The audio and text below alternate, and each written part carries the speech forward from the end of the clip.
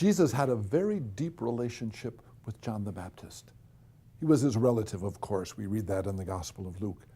But also it was the call of John the Baptist that moved Jesus out of living up in Nazareth for 30 years and then coming down, standing on the water and listening to him as he talks to the soldiers and he talks to the Pharisees.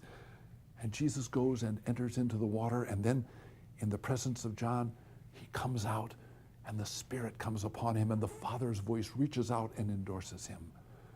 We also know that John the Baptist was someone who reached out and supported Jesus by telling his followers, John the Baptist's followers, to go after Jesus. Go and follow Jesus.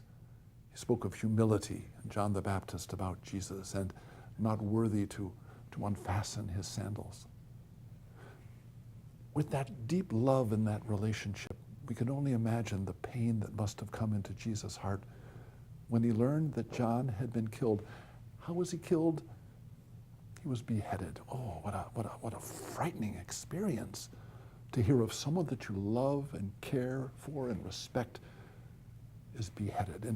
And Jesus reacts by wanting to get away. He's so touched by the pain of what this mourning means that he needs to run away. He needs to be quiet and he needs to settle. And you and I know that what that means when we've lost someone that we love. We need that time to be alone.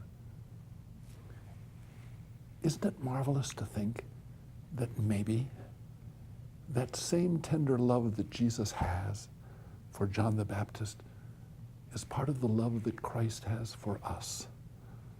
And when you read through the Gospel of John, you find that there's a marvelous mix of the love that Jesus has for the Father, and you and I are part of that love in a beautiful, beautiful way. Now, there's another part to this gospel, and that after Jesus is touched by this deep emotion and wanting to run away, a crowd of people come to him and break into his solitude, break into his mourning and say, please help us, help us, help us. And I don't know about you, but with me it would be, oh, be quiet, I've got to mourn. But what does he do? He turns around and he says, I have pity on you. He loves the crowd. He loves us. Rest in that confidence.